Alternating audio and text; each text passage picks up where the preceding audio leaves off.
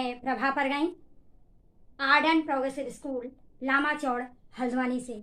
आशा है आप सभी लोग अपने अपने घरों में स्वस्थ होंगे और खुश होंगे। तो बच्चों, आज का हमारा विषय है उपवाक्य। मैं आज आपके लिए कक्षा 10 का उपवाक्य यानी कि हिंदी व्याकरण में उपवाक्य लेकर प्रस्तुत हुई हूँ। इससे पहले वीडियो में बच्चों मैंने आपको वाक्य पढ़ाए थे और वाक्य के साथ साथ वाक्य के भेदों पर हमने बात की थी, जिसमें सरल वाक्य, संयुक्त वाक्य और मिश्र वाक्य, ये 3 वाक्य मैंने आपको बताए थे। और गूगल मीट के माध्यम से भी मैं समय समय पर आपको यही चीज़ें पढ़ा रही हूँ।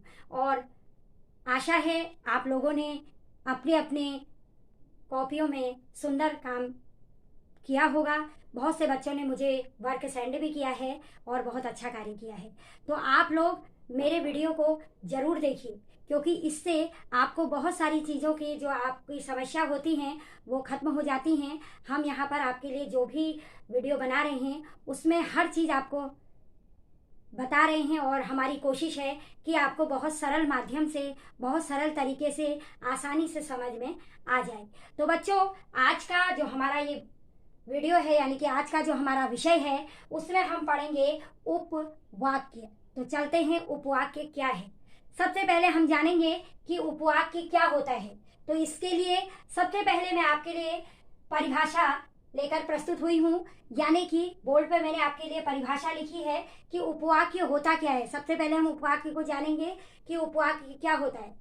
तो वह पद समूह जिसका अपना अर्थ होता है। एक पद समूह वाक्य आप जानते हैं कि जिसका एक सार्थक अर्थ प्रकट होता है, तो जिसका अपना अर्थ हो और जो एक वाक्य का भाग हो, और एक वाक्य का भाग होता है उपवाक्य जो होता है, और उसमें उद्देश्य और विधेय हो, उपवाक्य कहलाता है। जैसे कि मैंने आपको जब वाक्य पढ़ाए तो मैंने उसमें आपको वाक्य के 2 अंग भी पढ़ाए थे, जिसका पहला है उद्देश्य और दूसरा है विधेय। तो इस तरह वह पद समूह जिसका अपना एक अर्थ होता है और जो वाक्य का ही एक भाग हो और जिसमें उद्देश्य और विधेय हो, यानी कि इस परिभाषा के माध्यम से हम उपवाक्य के बारे में 4 चीजें जान सकते हैं। 4 चीजें कौन कौन सी जान सकते हैं। सबसे पहला जो हम चीज जान सकते हैं वह है वह पद समूह होता है, यानी कि उपवाक्य जो होता है एक पद समूह होता है। दूसरा, उसका अपना एक अर्थ होता है। दूसरा, हम ये जान सकते हैं कि इसका अपना एक अर्थ होता है। और तीसरा, एक वाक्य का भाग होता है। उपवाक्य जो होता है वो एक वाक्य का भाग होता है। और चौथा, हम जान सकते हैं कि इसमें उद्देश्य और विधेय होता है। यानी कि उपवाक्य की ये जो परिभाषा मैंने आपको यहाँ पर बताई, इसमें हम 4 बातों का अध्ययन कर सकते हैं। सबसे पहला कि यह एक पद समूह होता है, उपवाक्य एक पद समूह होता है। दूसरा, कि इसका अपना अर्थ होता है। तीसरा, यह वाक्य का एक भाग होता है। और चौथा, इसमें उस उद्देश्य और विधेय होता है। तो इस तरह परिभाषा हमने देखी और परिभाषा से हमने जाना कि उपवाक्य में ये 4 चीजें हम जान सकते हैं, यानी कि परिभाषा के माध्यम से हम उपवाक्य के बारे में 4 चीजें जान सकते हैं। तो इसमें मैंने सबसे पहले एक उदाहरण लिखा है। इस उदाहरण को आप ध्यान से देखेंगे। जब राधा गाती है तब सीता नाचती है। जब राधा गाती है तब सीता नाचती है। तो आप देख रहे हैं कि जब राधा नाचती है, उपवाक्य वाक्य का एक भाग है, वह एक पद समूह है। आपने पढ़ा कि उपवाक्य जो होता है कि वो वाक्य का ही एक भाग होता है और वह पद समूह है। जैसे जब राधा गाती है, उपवाक्य है। आपने देखा कि यहाँ पर जब राधा गाती है, मैंने इसमें अंडरलाइन की है। जब राधा गाती है, हम इतना ही वाक्य लेंगे। जब राधा गाती है, आपने देखा कि जब राधा गाती है एक उपवाक्य है और इसका अर्थ है, और राधा इसमें क्या है, आपने देखा कि ये एक पद समूह है और इसका एक अपना अर्थ भी निकल रहा है, यानी कि ये वाक्य पूरा है। जब राधा गाती है, जब राधा गाती है तब सीता नाचती है। तो इस तरह इसमें राधा क्या है आपका उद्देश्य हो गया और गीता गाती। तो आपने उदाहरण देखा कि जब राधा गाती है तब सीता नाचती है। ये एक उदाहरण मैंने यहाँ पर लिखा है, जब राधा गाती है तब सीता नाचती है। तो जब राधा गाती है, अभी हम इतना ही वाक्य लेंगे, जब राधा गाती है, यहाँ तक हम इसको लेंगे। तो यह क्या है बच्चों, एक उपवाक्य है। आप ये वाक्य है जब राधा गाती है, यह एक उपवाक्य है। और इस उपवाक्य में आप देख रहे हैं कि इसका अपना एक अर्थ भी है, जब राधा गाती है। तो राधा यहाँ पर क्या है, उद्देश्य है, और गाती है आपका क्या है, विधेय है। आप देख रहे हैं कि इस उपवाक्य में राधा उद्देश्य भी है और विधेय भी है, और यह एक क्या है, एक उपवाक्य भी है और इसका एक अर्थ भी है। तो इसी तरह से अब हमने देखा कि तब सीता नाचती है, तब सीता नाचती है। तो जब एक वाक्य में एक से अधिक वाक्य जुड़ा हो, आपने ध्यान ये देना है कि उपवाक्य किसे कहा जाता है, जब एक वाक्य में एक वाक्य आपका है, उसी वाक्य में आपका दूसरा वाक्य भी जुड़ा होता है। एक वाक्य आपका पूरा हो गया है और उसी के साथ आपका दूसरा वाक्य भी जुड़ा होता है और प्रधान वाक्य पर आश्रित होता है। जो आपका पहला जो प्रधान वाक्य आपका होता है उस पर वह वाक्य आश्रित होता है। आश्रित मतलब उस पर डिपेंड करता है, वो उसी पर आश्रित होता है। तो वह क्या होता है, आपका उपवाक्य की श्रेणी में आता है। अब मेरे ख्याल से आपको समझ में आ गया होगा। मैंने आपको उदाहरण दिया, जब राधा गाती है तब सीता नाचती है। तो जब राधा गाती है तब सीता नाचती है। आपने देखा कि एक वाक्य जो होता है, एक वाक्य दूसरे पर आश्रित है, यानी कि एक प्रधान है और दूसरा उस पर आश्रित है। तो जो प्रधान वाक्य पर आश्रित होता है, जो पहला वाक्य हमारा, जो प्रधान वाक्य हमारा है, जो उस पर आश्रित होता है, उसे उपवाक्य की श्रेणी में जाना जाता है, यानी कि वो उपवाक्य की श्रेणी में आता है। तो इस प्रकार इसके बाद मैं आपको जब उपवाक्य के बारे में पहले मैं आपको बताऊंगी कि उपवाक्य में प्रधान उपवाक्य क्या होता है और आश्रित उपवाक्य क्या होता है, इसको मैं आपको अलग अलग करके परिभाषा के माध्यम से समझाऊंगी। इसे आप देखेंगे ध्यान से। तो सबसे पहले हम जानेंगे कि प्रधान उपवाक्य क्या होता है, दूसरा हम जानेंगे कि आश्रित उपवाक्य क्या होता है। जब आप इनको समझेंगे तभी आपको ये समझ में आएगा। तो पहले हम जानते हैं कि प्रधान उपवाक्य क्या होता है। तो बच्चों अब हम जानेंगे कि उपवाक्य, यानी कि इसमें मैंने आपको बताया कि उपवाक्य में सबसे पहले प्रधान उपवाक्य और आश्रित उपवाक्य, इनको जानना बहुत जरूरी है। तो हम बात करेंगे प्रधान उपवाक्य क्या होता है और आश्रित उपवाक्य क्या होता है। तो प्रधान उपवाक्य जो होता है, प्रधान उपवाक्य यानी कि मैंने आपको बोला, जैसे मैंने कहा जब राधा गाती है, ये एक प्रधान उपवाक्य है क्योंकि यह मुख्य उपवाक्य है, प्रधान उपवाक्य है, क्योंकि यह किसी दूसरे उपवाक्य पर निर्भर नहीं है। अगर हम इस वाक्य को इतना ही पढ़ेंगे तो यह किसी दूसरे पर निर्भर नहीं है, किसी दूसरे पर निर्भर नहीं है। यह एक स्वतंत्र उपवाक्य होता है, यानी कि जो उपवाक्य किसी दूसरे उपवाक्य पर निर्भर नहीं होता वह एक स्वतंत्र उपवाक्य होता है। अब कोई भी आप उपवाक्य ले लेंगे, माना मैंने कहा कि गीता में कहा गया है, तो यह एक क्या है, प्रधान उपवाक्य यानी कि मुख्य उपवाक्य है जो किसी दूसरे उपवाक्य पर आश्रित नहीं है, यानी कि वह एक स्वतंत्र उपवाक्य है। अब जैसे मैंने आपको बोला एक उदाहरण, जैसे शाम को गाड़ी नहीं मिली, ये एक उदाहरण मैं आपको दे रही हूं, शाम को गाड़ी नहीं मिली। तो आप देख रहे हैं कि इस मुख्य उपवाक्य है, एक प्रधान उपवाक्य है, क्योंकि यह किसी दूसरे उपवाक्य पर निर्भर नहीं है। आपने देखा कि शाम को गाड़ी नहीं मिली, यह एक पूर्ण सेंटेंस है, पूर्ण वाक्य है, और इसमें कोई भी यह दूसरे पर किसी दूसरे उपवाक्य पर आश्रित नहीं है, यानी कि अपने आप में यह किसी पर आश्रित नहीं है, अपने आप में यह एक स्वतंत्र वाक्य है, शाम को गाड़ी नहीं मिली। तो इस प्रकार जो प्रधान उपवाक्य होता है वह किसी दूसरे पर निर्भर नहीं होता है, वह एक स्वतंत्र उपवाक्य होता है। अगला है हमारा बच्चों आश्रित उपवाक्य। प्रधान उपवाक्य को जानने के बाद हम पढ़ेंगे आश्रित उपवाक्य, और प्रधान उपवाक्य को हम मुख्य उपवाक्य भी कहेंगे और उसको हम प्रधान उपवाक्य, दोनों तरह से हम इसको जानेंगे। मुख्य उपवाक्य भी प्रधान उपवाक्य ही होता है। अब अगला है हमारा आश्रित उपवाक्य। अब आश्रित उपवाक्य दूसरे उपवाक्यों पर आश्रित होता है।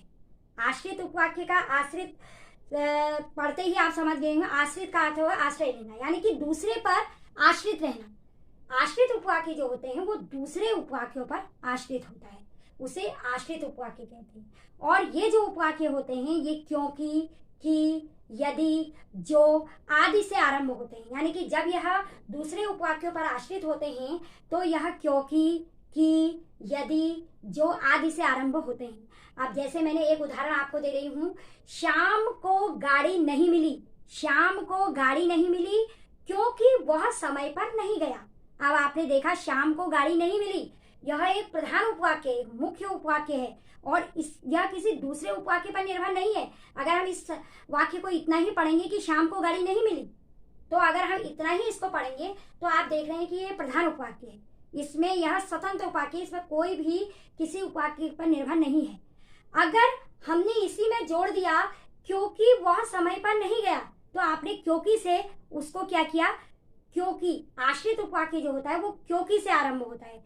आप इसमें क्योंकि भी लगा सकते हैं, की भी लगा सकते हैं, यदि भी लगा सकते हैं, जो आप अपने वाक्य के अनुसार इसको लगा सकते हैं। तो श्याम को गाड़ी नहीं मिली क्योंकि वह समय पर नहीं गया, तो आप देख रहे हैं यह एक आश्रित उपवाक्य है, यानी कि दो उपवाक्य हैं और दूसरा जो उपवाक्य है वो पहले वाले पर आश्रित है। यानी कि जो श्याम को गाड़ी नहीं मिली वह एक प्रधान उपवाक्य है और उसी पे जब हमने क्योंकि वह समय पर नहीं गया कहा तो वह उस पर आश्रित हुआ। यानी कि जब एक उपवाक्य दूसरे उपवाक्य पर आश्रित होता है तो उसे हम क्या कहते हैं, आश्रित उपवाक्य कहते हैं।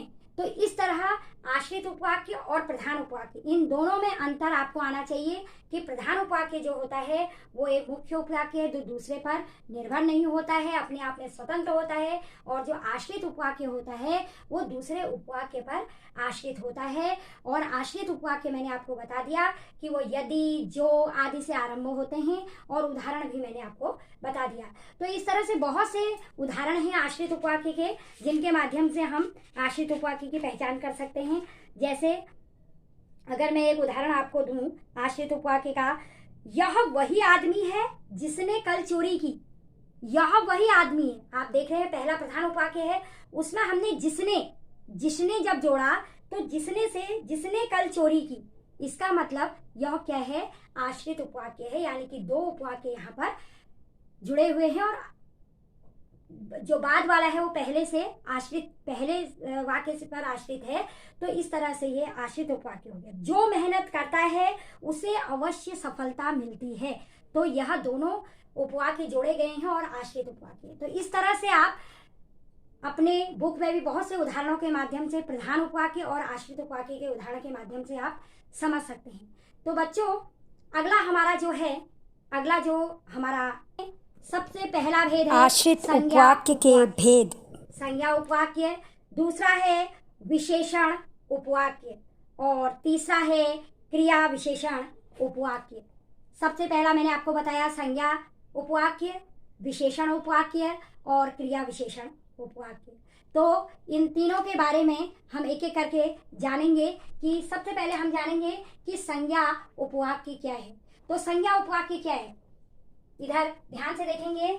जो उपवाक्य प्रधान उपवाक्य की क्रिया का पूरा कर्म होता है उसे संज्ञा उपवाक्य कहते हैं। ठीक है, जैसे मैंने कहा गीता में कहा गया है कि मनुष्य का कर्म पर अधिकार है।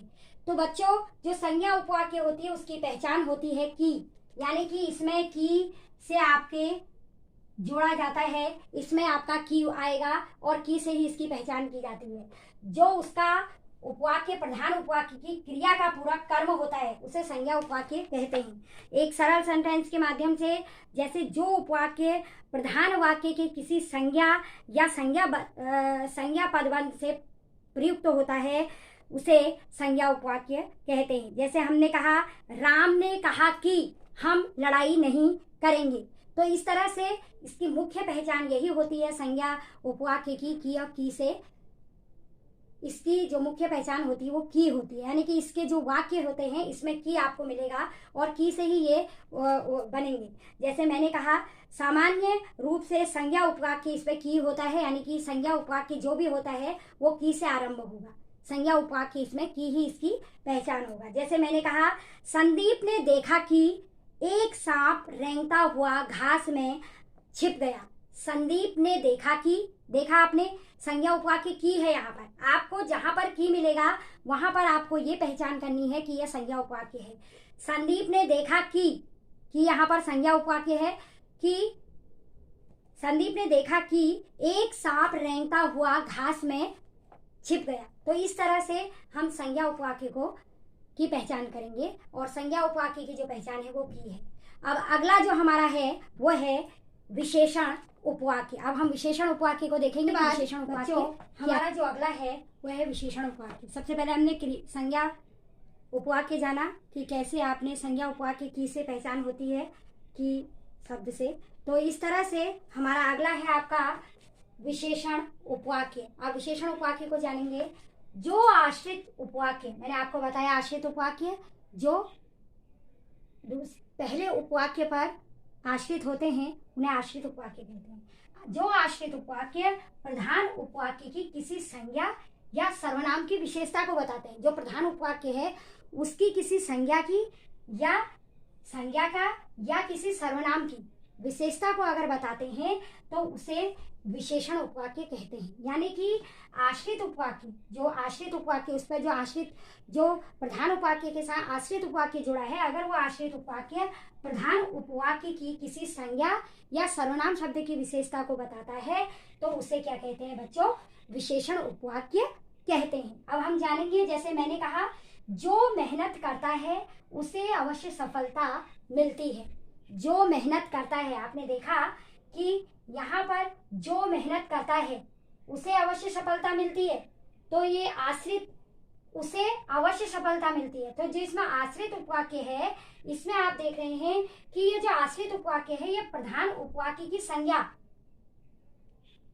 की विशेषता को बता रहा है। यहाँ पर आप देख रहे हैं जो मेहनत करता है उसे अवश्य सफलता मिलती है। तो ये जो आश्रित उपवाक्य है ये जो हमारा प्रधान उपवाक्य है इसकी जो संज्ञा है, इसकी जो देखो ये जो विशेषण क्या है? मेहनत करता है।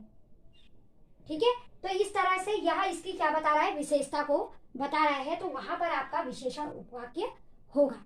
अगला है हमारा, इसी में हम बहुत सारे उदाहरण आपको दे सकते हैं। जैसे एक उदाहरण है, मैंने आपको कहा संज्ञा जो विशेषण उपवाक्य होते हैं उनका जो प्रारंभ होता है वो जो से, जिसने, जिसे, जिससे, जिनको, ऐसे से इसका आरंभ होता है। यानी कि विशेषण उपवाक्यों का प्रारंभ जो से होता है। आपने देखा यहाँ पर जो से इसका आरंभ होता है। इनकी जो विशेषता होती है तो इनकी विशेषता ये होती है कि इसके जो भी वाक्य आपके आएंगे वो जो से प्रारंभ होंगे। जो से और किसी रूप में, जो के कोई भी रूप आ सकता है, जिसने से भी हो सकता है, जिसे, जिससे, जिनको। तो इन शब्दों से संज्ञा जो विशेषण उपवाक्य होते हैं इनकी शुरुआत होती है। जैसे यहाँ पर आप देख रहे हैं जो, तो ये जो से आरंभ हो रहा है ये वाक्य, तो ये कौन सा विशेषण उपवाक्य होगा? क्योंकि विशेषण उपवाक्य में जो से संबंधित जितने भी होंगे वो कोई भी आपका शब्द आ सकता है। जैसे जिसे भी आ सकता है, जिससे, जिसने, जिनको। तो इन शब्दों के माध्यम से विशेषण उपवाक्य की पहचान होती है। जैसे मैंने कहा यह वही आदमी है जिसने कल चोरी की। आप देख रहे हैं यह वही आदमी है जिसने, जो जरूरी नहीं है कि जो ही आए, जो के माध्यम में जिसने, जैसे, जिसे, इस तरह के शब्द भी आपके आ सकते हैं। तो यह वही आदमी है, यानी कि प्रधान उपवाक्य जो आश्रित उपवाक्य है वो प्रधान उपवाक्य की यहाँ पर विशेषता को बता रहा है, संज्ञा की विशेषता को बता रहा है कि यह वही आदमी है जिसने कल चोरी की। तो इस तरह से बहुत सारे उदाहरण हम देख सकते हैं। जैसे जो विद्यार्थी समय गंवाते हैं वे एक दिन बहुत पछताते हैं। जो विद्यार्थी, आप देख रहे हैं कि यह कौन सा उपवाक्य है? यह विशेषण उपवाक्य है क्योंकि यह जो से आरंभ हो रहा है। आप देख रहे हैं।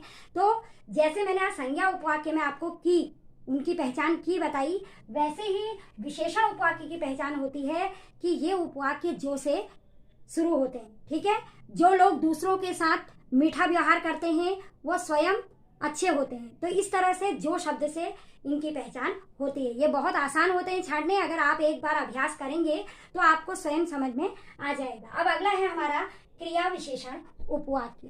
क्रिया विशेषण उपवाक्य जो आश्रित उपवाक्य प्रधान उपवाक्य की क्रिया की विशेषता को बताता है। इसमें क्या होता है, क्रिया की विशेषता को बताया जाता है। जो काम हो रहा है, क्रिया मतलब जो काम हम कर रहे हैं उसकी विशेषता को बताते हैं, तो वह विशेषण उपवाक्य कहलाते हैं। यानी कि यहाँ पर क्रिया की विशेषता को बताया जाता है, जो क्रिया है हमारी उसकी विशेषता को यहाँ पर बताया जाता है। जैसे जब तुम स्टेशन पर पहुंचे तब मैं घर से चला, तो जब तुम स्टेशन पर पहुंचे तब मैं घर पर चला। आप देख रहे हैं कि यहाँ पर क्रिया की विशेषता को बता रहा है।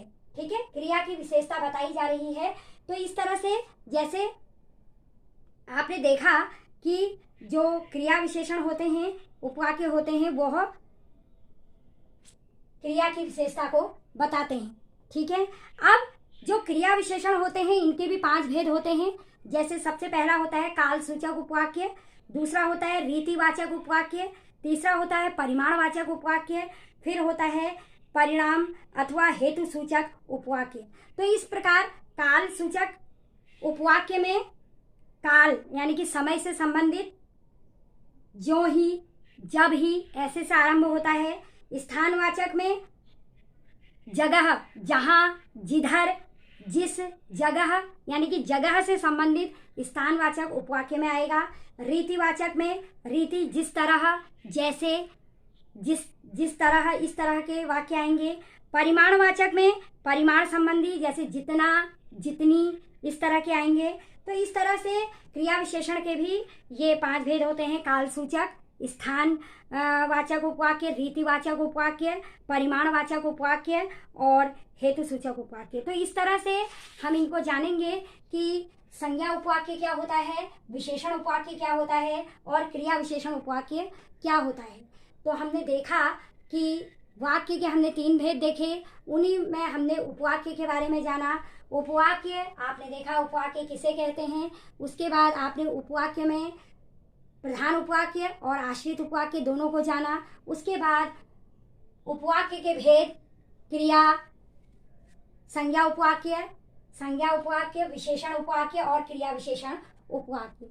तो बच्चों इसे आप अपनी बुक में भी देखकर अभ्यास कर सकते हैं और बाकी जो भी आपको इसमें समस्या आएंगी उसको मैं आपको गूगल मीट के माध्यम से समझाऊंगी। तो आप भी अपनी समस्याओं को हमसे पूछ सकते हैं। तो इस तरह हमारा ये जो उपवाक्य है ये पूरा हुआ। तो मैं इसमें आपको कुछ अभ्यास कार्य और कुछ इससे संबंधित कुछ प्रश्न भी दूंगी, जिसको आप पीपीटी के माध्यम से दूंगी, जिसको आप अपने कॉपी पर हल कीजिए। अगर आपको इसमें कोई भी समस्या है तो आप पूछ सकते हैं और दोबारा भी मैं इसको आपको पढ़ाऊंगी और इसमें आप अपनी समस्याओं का समाधान पूछ सकते हैं। गूगल मीट के माध्यम से भी हम आपकी कक्षाएं ले रहे हैं, तो आप उसमें भी अपनी समस्याओं को हमसे पूछ सकते हैं। तो अगले वीडियो में मैं अगला विषय लेकर प्रस्तुत होंगी। धन्यवाद।